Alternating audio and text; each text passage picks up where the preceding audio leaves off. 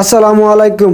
আলহামদুলিল্লাহ, আমি আমার জন্মস্থান আর কর্ম নিয়ে কখনোই লজ্জা বোধ করি না। কর্ম কোনোটাই ছোট হইতে পারে না, আর ইসলাম ধর্ম কখনোই জাহান্নামের কারণ হইতে পারে না একজন মুমিন মুসলমানের জন্য। আমার কর্ম আমাকে কখনোই লজ্জিত করে না, আর ধর্ম কখনোই আমাকে ছোট। আর হ্যাঁ, অনেকদিন যাবৎ ভিডিও দিতে পারি না নেটওয়ার্কের সমস্যার কারণে। জানেন যে সারা বাংলাদেশ ব্যাপী নেটওয়ার্ক ছিল না, মূলত আমাদের এলাকায় না, পুরো বাংলাদেশে এই সমস্যাটা সম্মুখীন হইতে হয়েছে সবাইকেই। আর হ্যাঁ, নেটওয়ার্ক নিয়ে অনেকে হাই হতাশা করতেছে, বা এতদিন নেট ছিল না, কেন নেট ছিল না। আমার কাছে ব্যাপারটা খুবই ভালো লাগছে। আলহামদুলিল্লাহ, আমি 1 সপ্তাহ 10 দিন দেখেছি, আমি অনেক ভালো দিন কাল কাটাইছি এই ভার্চুয়াল জগতে।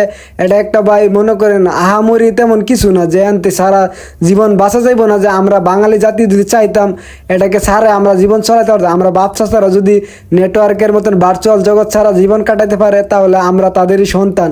আমরা বাঙালি জাতির হইলে নিজের পায়ে নিজের কুড়াল মারতে জানি, এই জন্য আমাদের এই দুর্ভিক্ষের অবস্থা, বুঝছেন। আমরা ভার্চুয়াল জগৎ ছাড়া যদি আমরা জীবন কাটাইতে পারতাম, তাহলে বুঝতে পারতাম জীবনে কতটা সুন্দর আর সোনালী দিন আমাদের জন্য সামনে অপেক্ষা করতেছে। আর ভাই, ফেসবুক ইউটিউব যে জগৎটা, এটার সাথে বাস্তবের কোনো ধরনের মিল নেই। এটা একটা ভার্চুয়াল জগৎ। এটাকে এই ভার্চুয়াল জগতে যে পিছনে ফেলে জীবনকে উপভোগ করতে, সেই প্রকৃত মানব।